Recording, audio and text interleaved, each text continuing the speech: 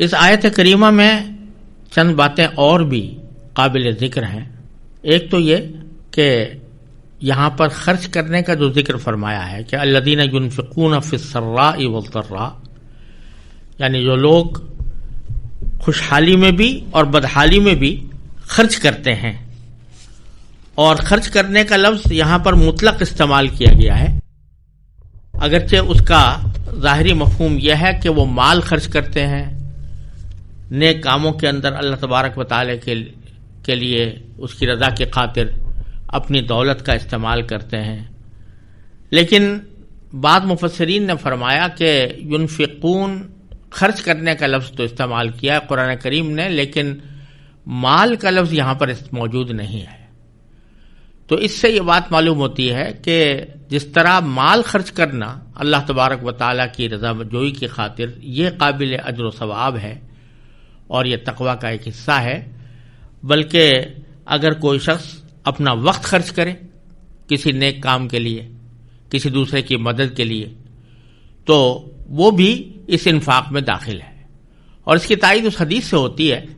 جس میں رسول کریم سرور دو عالم صلی اللہ علیہ وسلم سے ایک صحابی نے عرض کیا کہ اگر میرے پاس کچھ صدقہ خرچ کرنے کے لیے نہ ہو، میرے پاس اتنا مال ہی نہ ہو کہ میں صدقہ کروں، تو میں کیا کروں؟ تو آپ نے فرمایا کہ تم کسی مصیبت زدہ کی مدد کر دو، اور کوئی ایسا شخص ہے جو بے ہنر ہے اس کے لیے کوئی چیز تیار کر کے دے دو، تو یہ بھی صدقہ ہے. اور اس نے کہا کہ اگر مجھے اس کا بھی موقع نہ مل سکے تو میں کیا کروں؟ تو سرکار دو عالم صلی اللہ علیہ وسلم نے ارشاد فرمایا کہ تم لوگوں کو اپنے شر سے محفوظ رکھو، یعنی کوئی ایسا کام نہ کرو کہ جو لوگوں کو تکلیف پہنچانے والا ہو، یہ بھی تمہارے حق میں صدقہ ہوگا. تو اس سے معلوم ہوتا ہے کہ خرچ کرنے میں عموم ہے، یعنی ہر طرح کا خرچ کرنا، چاہے مال کا خرچ کرنا ہو، چاہے وقت کا خرچ کرنا ہو، چاہے اپنے جذبات کی قربانی ہو، لیکن اللہ تبارک و تعالیٰ کی رضا جوئی کی خاطر ہو تو وہ اللہ تبارک و تعالیٰ کے ہاں اجر و ثواب کے مستحق ہے. اور ایسا شخص جو اس قسم کا خرچ کرتا ہو وہ بھی اس فہرست میں داخل ہے جس کا اللہ تبارک و تعالیٰ نے یہاں پر ذکر فرمایا ہے. دوسری بات جو اس آیت کریمہ میں قابل ذکر ہے وہ یہ کہ غصہ پی جانے کے سلسلے میں اللہ تبارک و تعالیٰ نے 3 جملے ارشاد فرمائے ہیں. ایک تو والکاظمین الغیظ، جس کے معنی یہ ہے کہ وہ غصے کو پی جانے والے ہیں. دوسرے والعافین عن الناس، لوگوں سے درگزر کرنے والے، ان کو معاف کر دینے والے ہیں. تیسرا واللہ یحب المحسنین. تو اس سے معلوم ہوتا ہے کہ 3 درجے ہیں. ایک تو درجہ یہ ہے کہ آدمی کو غصہ آ رہا ہے اور وہ اس کو پی کر دوسرے کو تکلیف پہنچانے سے اپنے آپ کو بچاتا ہے. غصے کا تقاضا یہ ہے کہ تکلیف پہنچا دوں، لیکن وہ غصہ پی کر اپنے آپ کو روکتا ہے اور کوئی تکلیف دوسرے کو نہیں پہنچاتا. اس سے آگے دوسرا درجہ یہ ہے کہ والعافین عن الناس، کہ معاف بھی کر دیں، یعنی جو تکلیف پہنچی ہے اس کا بدلہ صرف دنیا ہی میں نہیں بلکہ آخرت میں بھی اس کا بدلہ لینے سے اپنے آپ کو بچائے اور یہ کہہ دے کہ میں نے تم کو معاف کر دیا، اللہ کی خاطر معاف کر دیا. تو یہ دوسرا بڑا درجہ ہے. اگرچہ اس کو حق تو ہے کہ وہ اگر دنیا میں بدلہ نہیں لیا تو آخرت میں جو تکلیف پہنچا سکتا ہے، جو پہنچائی جا سکتی ہے، جو اس کو جو گناہ ہو سکتا ہے وہ گناہ ہو، لیکن اگر یہ معاف کر دے گا تو اس کو آخرت میں بھی گناہ نہیں ہوگا. تو دوسرا درجہ اس سے آگے بڑھ کر یہ ہے کہ آدمی معاف کر دے دنیا میں بھی اور آخرت میں بھی، تو اس کی بڑی فضیلت ہے. اور تیسرا درجہ یہ ہے کہ واللہ یحب المحسنین، یعنی معاملہ احسان کا کرے، نہ صرف یہ کہ تکلیف نہیں پہنچائی اور نہ صرف یہ کہ اس کا بدلہ نہیں لیا، نہ دنیا میں نہ آخرت میں، بلکہ اور زیادہ کسی شخص کے ساتھ حسن سلوک کا معاملہ کیا کہ جس نے تمہیں تکلیف پہنچائی تھی اس کو تم نے اچھا سلوک کر کے اس کو کوئی فائدہ پہنچا دیا. یہ انبیاء کرام کی سنت ہے. نبی کریم سرور دو عالم صلی اللہ علیہ وسلم کو جن لوگوں نے تکلیفیں پہنچائی ان کو نہ صرف یہ کہ معاف کیا بلکہ ان کے ساتھ احسان کا معاملہ فرمایا. حضرت امام اعظم ابو حنیفہ رحمۃ اللہ علیہ کا ایک واقعہ منقول ہے کہ ایک شخص نے بھرے بازار میں ان کی شان میں گستاخی کی اور گالیاں دیں۔ حضرت امام ابو حنیفہ رحمۃ اللہ علیہ نے غصے کو ضبط فرمایا اور اس کو کچھ نہیں کہا، اور گھر پر واپس آنے کے بعد ایک خان میں کافی درہم اور دینار رکھ کر اس شخص کے گھر تشریف لے گئے۔ دروازے پر دستک دی، یہ شخص باہر آیا تو اشرفیوں کا یہ خان اس کے سامنے یہ کہتے ہوئے پیش فرمایا کہ آج تم نے مجھ پر بڑا احسان کیا، اپنی نیکیاں مجھے دے دیں، میں اس احسان کا بدلہ کرنے کے لیے یہ تحفہ پیش کر رہا ہوں۔ امام ابو حنیفہ رحمۃ اللہ علیہ کے اس معاملے کا اس کے قلب پر جو اثر ہوا، اس کا نتیجہ یہ ہوا کہ اس کو آئندہ اس بری خصلت سے ہمیشہ کے لیے تائب ہونے کی توفیق ہو گئی، اور اس نے حضرت امام ابو حنیفہ سے معافی مانگی، آپ کی خدمت اور صحبت میں رہ کر علم حاصل کرنے لگا، یہاں تک کہ اس نے اپنے آپ کے شاگردوں میں ایک بڑے عالم کی حیثیت اختیار کر لی۔ تو یہ انبیاء کرام کی سنت ہے، نبی کریم صلی اللہ علیہ وسلم کی سنت ہے کہ نہ صرف معاف کر دیا جائے بلکہ اس کے ساتھ حسن سلوک کا معاملہ کیا جائے۔ قرآن کریم نے بھی دوسری جگہ ارشاد فرمایا ہے کہ ادفع باللتی ہی احسن، کسی شخص نے اگر تمہیں کوئی تکلیف پہنچائی ہے تو اس کی مدافعت اچھائی کے ساتھ کرو، فإذا الذی بینک وبینہ عداوۃ، اس کا نتیجہ یہ ہوگا کہ جس کے ساتھ تمہاری بڑی دشمنی تھی کأنہ ولی حمیم، وہ تمہارا گہرا دوست بن جائے گا۔ تو اللہ تبارک و تعالیٰ اس کی توفیق عطا فرماتے ہیں تو بڑے سے بڑا دشمن بھی آدمی کے آگے رام ہو جاتا ہے۔ آگے پھر اللہ تبارک و تعالیٰ نے جو اگلی آیتیں ہیں ان میں ایک خاص بات کو بیان فرمایا ہے، اور وہ یہ کہ متقیوں کی اور مومنوں کی جو صفات پیچھے بیان کی گئی ہیں ان کا حاصل یہ ہے کہ اپنی ساری زندگی اللہ اور اس کے رسول کی اطاعت میں گزاریں اور کوئی معصیت اور گناہ ان سے سرزد نہ ہو۔ لیکن ساتھ ہی اللہ تبارک و تعالی نے ان اگلی آیات میں ایک اور بات کی نشاندہی فرما دی جو بکثرت لوگوں کے دل میں پیدا ہوتی بھی ہے، وہ یہ کہ بے شک اطاعت کا معاملہ انسان نے اپنے ذمہ لازم کر لیا ہو اور اس نے پوری نیت بھی رکھی ہو کہ میں اللہ اور اس کے رسول صلی اللہ علیہ وسلم کی احکام کی اطاعت کروں گا، لیکن انسان ایک بشر ہے، اس سے بعض اوقات غلطیاں بھی سرزد ہو جاتی ہیں، بعض اوقات انجانے میں ہو جاتی ہیں، بعض اوقات جان بوجھ کر بھی ہو جاتی ہیں، کبھی شیطان غالب آ جاتا ہے، کبھی انسان کے نفس کے تقاضے اس کے اوپر غالب آ جاتے ہیں،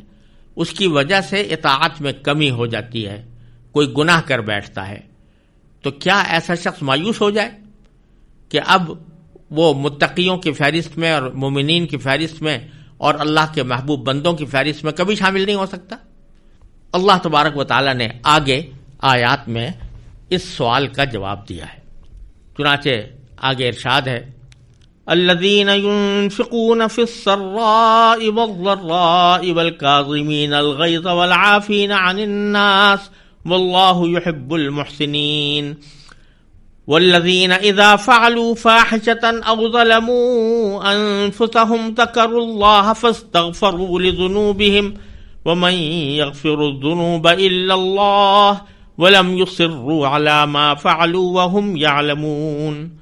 أولئك جزاؤهم مغفرة من ربهم وجنات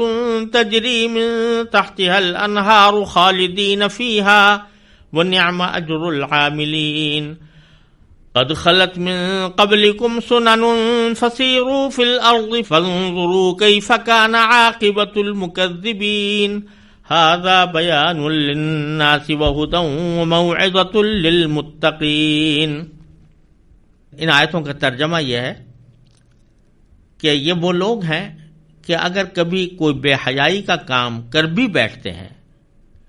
یا اپنی جان پر ظلم کر گزرتے ہیں تو فوراً اللہ کو یاد کرتے ہیں اور اس کے نتیجے میں اپنے گناہوں کی معافی مانگتے ہیں، اور اللہ کے سوا ہے بھی کون جو گناہوں کی معافی دے،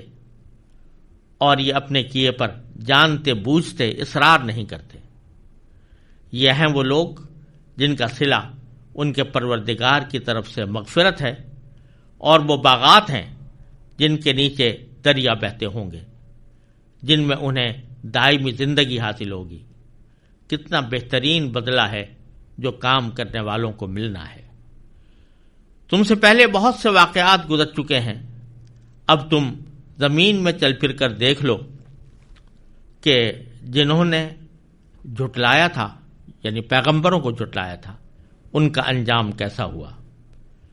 یہ تمام لوگوں کے لیے واضح اعلان ہے اور پرہیزگاروں کے لیے ہدایت اور نصیحت۔ ان آیات میں اللہ تبارک و تعالی نے انسان کو اس بات کی طرف متوجہ فرمایا ہے کہ ضروری نہیں کہ ایک عام آدمی کی زندگی اس کی پیدائش سے لے کر یا بالغ ہونے سے لے کر مرتے دم تک کبھی اس سے کوئی گناہ سرزد نہ ہو، کبھی کوئی غلطی نہ ہو۔ انسان ہے اور اس سے کبھی کبھی غلطی بھی سرزد ہو سکتی ہے، لیکن اس غلطی کا مدعا یہ ہے کہ وہ جب بھی غلطی سرزد ہو تو اس پر اصرار کرنے کے بجائے اللہ تبارک و تعالی سے اس کی معافی مانگے، استغفار کرے۔ چنانچہ اللہ تعالیٰ فرماتے ہیں کہ یہ وہ لوگ ہیں کہ جب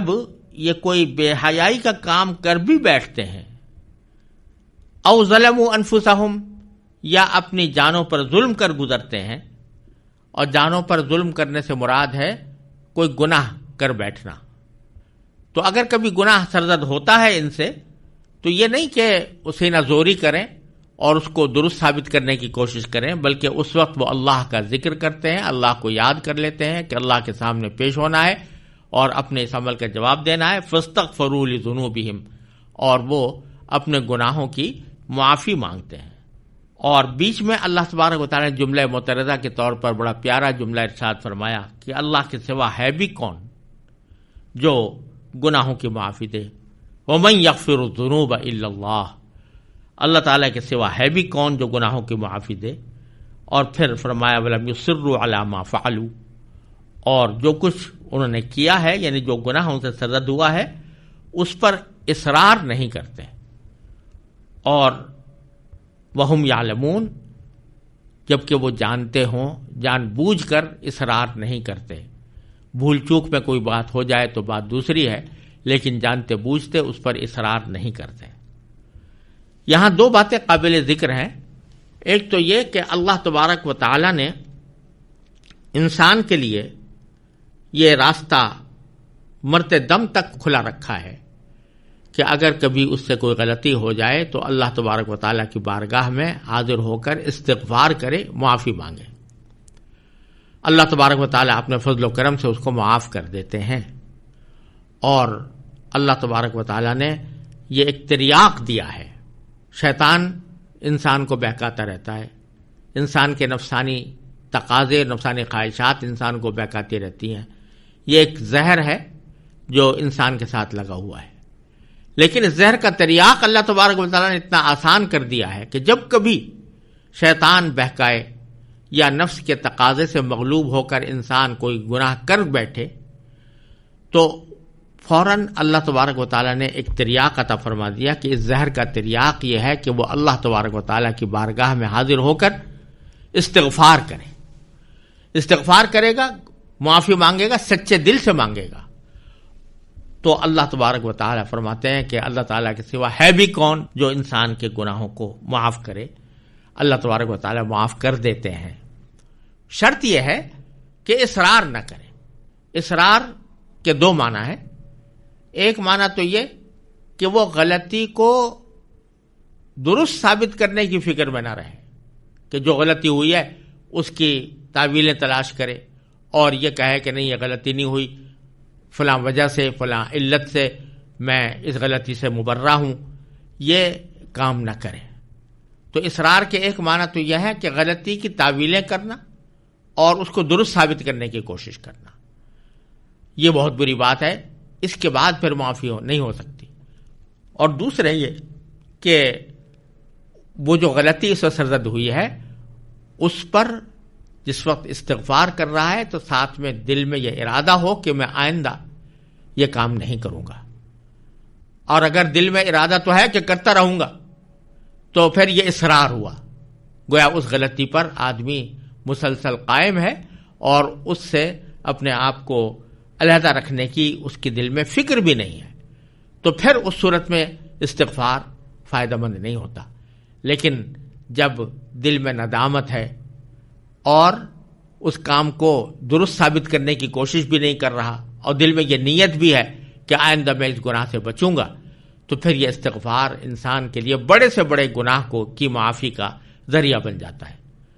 اور اگر بالفرض دوبارہ پھر غلطی ہو جائے اور پہلے سے سوچے سمجھے منصوبے کے تحت نہ ہو، بلکہ بے اختیار کسی وقت غلطی ہو گئی یا نادانستگی میں ہو گئی یا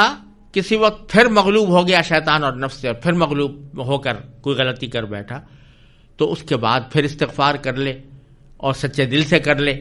تو اللہ تعالیٰ پھر بھی معاف فرما دیتے ہیں. تو چنانچہ حدیث میں فرمایا ما اصر من استغفر، جو آدمی استغفار کرے وہ اصرار کرنے والوں میں شمار نہیں ہوتا. جو صحیح معنی میں سچے دل سے استغفار کرے وہ اصرار کرنے والوں میں شمار نہیں ہوتا. لہذا اگر آدمی سے کبھی غلطی ہو تو فوراً اللہ تعالیٰ کے حضور حاضر ہو کر استغفار کرے اور ساتھ میں یہ ارادہ رکھے کہ میں اس کو چھوڑ بیٹھوں گا. یہاں یہ بات بھی قابل ذکر ہے کہ بہت سے گناہ ایسے ہوتے ہیں جن کے گناہ ہونے کا انسان کو احساس بھی نہیں ہوتا. اس واسطے آدمی کو چاہیے کہ وہ دن بھر میں اپنے جتنی زندگی گزری ہے، جو کام کیے ہیں، کسی وقت اس پر استغفار کی عادت ڈالے. نبی کریم سرورت عالم صلی اللہ علیہ وسلم گناہوں سے معصوم تھے، آپ سے کوئی گناہ سرزد نہیں ہوتا تھا. اس کے باوجود آپ فرماتے ہیں کہ میں دن میں 70 مرتبہ اللہ تعالیٰ سے استغفار کرتا ہوں. لہذا آدمی کو چاہیے کہ وہ استغفر اللہ تعالیٰ سے معافی مانگنے کا عمل ہر حال میں جاری رکھے، چاہے اس کو اپنا کوئی گناہ نظر نہ آ رہا ہو لیکن پھر بھی استغفار کرے. اور بہتر یہ ہے کہ رات کو سونے سے پہلے آدمی اپنے دن بھر کی مصروفیات کا تصور کر کے اللہ تعالیٰ سے کہ حضور معافی مانگے کہ یا اللہ اگر ان مصروفیات میں کوئی غلطی مجھ سے سرزد ہوئی ہو تو میں آپ سے معافی کا طلبگار ہوں. تو اس صورت میں اللہ تبارک و تعالیٰ انشاءاللہ اس کو محفوظ رکھیں گے اور آئندہ بھی گناہوں سے بچنے کی توفیق ہوگی. تو اس سے یہ بات بھی سمجھنے کی ہے کہ یہاں اللہ تبارک و تعالیٰ نے یہ استغفار کا جو ذکر فرمایا ہے اس کا اس سیاق میں ذکر فرمایا ہے کہ جو متقیوں کا ذکر آیا ہے پیچھے کہ متقی وہ ہیں جو خوشحالی میں بھی اور بدحالی میں بھی اللہ تعالیٰ کے راستے میں خرچ کرتے ہیں. انہی کے سیاق میں یہ بھی لکھا کہ وہ لوگ ہیں کہ اگر ان سے کبھی کوئی غلطی سرزد ہو جاتی ہے تو پھر وہ استغفار کرتے ہیں، اللہ تعالیٰ سے معافی مانگتے ہیں. تو معلوم ہوا کہ جو بندہ استغفار کا خوگر ہو اور غلطی پر معاف کرنے کا خوگر ہو وہ بھی متقیوں کی فہرست میں شامل ہو جاتا ہے. اور باوجود کہ اس سے غلطی سرزد ہوئی تھی لیکن اس نے چونکہ اس کا مداوع کر لیا، استغفار کر کے اس کی تلافی کر دی، تو اب وہ بھی متقیوں کی فہرست میں شامل ہو جاتا ہے. پھر آگے اللہ تبارک و تعالیٰ نے ان سب کا جو ثواب ملنا ہے اس کا ذکر فرمایا ہے کہ اولئک جزاؤہم مغفرۃ من ربہم، یہ وہ لوگ ہیں کہ جن کا بدلہ ان کے پروردگار کی طرف سے مغفرت کی صورت میں ان کو ملنے والا ہے. وجنات، اور ان کا بدلہ وہ باغات ہیں، وہ جنتیں ہیں کہ تجری من تحتها الانہار، جس کے نیچے سے نہریں بہتی ہوں گی. تو صلہ جو اللہ تعالیٰ نے ذکر کیا ان کے ان اعمال کا، اس میں پہلے ذکر فرمایا مغفرت کا اور پھر ذکر فرمایا جنت کا. تو معلوم ہوا کہ سب سے پہلی چیز جو انسان کو اللہ تبارک و تعالیٰ کی طرف سے بطور انعام عطا ہوگی وہ مغفرت ہے، کیونکہ اگر مغفرت نہیں ہے تو پھر انسان کو جنت کا بھی استحقاق نہیں ہو سکتا. تو اللہ تعالیٰ پہلے مغفرت فرمائیں گے اور پھر اس کو وہ جنتیں عطا فرمائیں گے جن کے نیچے نہریں بہتی ہوں گی اور اس میں وہ ہمیشہ رہیں گے. خالدین فیہا ونعم اجر العاملین، اور کتنا بہترین بدلہ ہے جو کام کرنے والوں کو وہاں پر ملنا ہے. تو بتلا دیا کہ یہ جو پیچھے اعمال بتائے گئے تھے یہ کام کرنے والے اللہ تبارک و تعالیٰ کی طرف سے بہترین بدلے کے مستحق ہوں گے. آگے پھر اللہ تبارک و تعالیٰ نے ان لوگوں کا بھی ذکر فرما دیا کہ جنہوں نے غفلت کے عالم میں اپنی زندگی گزاری